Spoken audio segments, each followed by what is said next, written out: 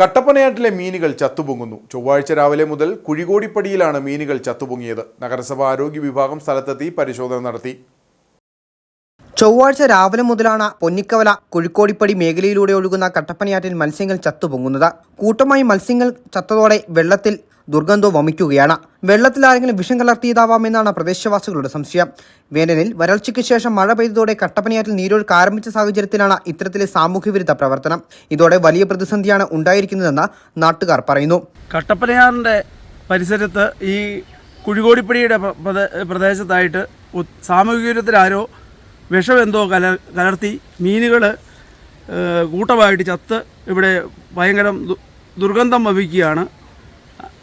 പഞ്ചായത്തുകാരോ ആരോ ഇതെല്ലാം വന്ന് നോക്കിയെന്ന് പറയുന്നു. പക്ഷേ ആരെയും കണ്ടെത്താനായിട്ടില്ല.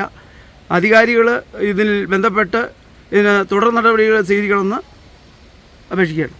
സംഭവത്തിൽ കട്ടപ്പന നഗരസഭയുടെ പരിധിയിൽ നിന്നും ഒഴുകിയെത്തിയ വെള്ളത്തിലാണ് രാസവസ്തു കലർന്നിരിക്കുന്നത്. തുടർന്ന് കാഞ്ചാർ പഞ്ചായത്ത് അധികൃതരും നഗരസഭ ആരോഗ്യ വിഭാഗവും പരിശോധന ആരംഭിച്ചു. ഏലം അടക്കമുള്ള കാർഷിക വിളകളിൽ രാസവസ്തു പ്രയോഗിച്ചപ്പോൾ വെള്ളത്തിൽ കലർന്നതാവാമെന്ന സംശയവും നിലനിൽക്കുകയാണ്. അതോടൊപ്പം ആനകൾ വിഷം കലക്കി മീൻ പിടിക്കാൻ ശ്രമിച്ചതാണോ എന്നും അന്വേഷിക്കുന്നുണ്ട്. വിഷാംശം കലർന്നതോടെ ആറ്റിലെ ജലം ഉപയോഗശൂന്യമായതിനൊപ്പം മത്സ്യസമ്പത്തിനും വലിയ പ്രതിസന്ധിയാണ് ഉണ്ടായിരിക്കുന്നത്.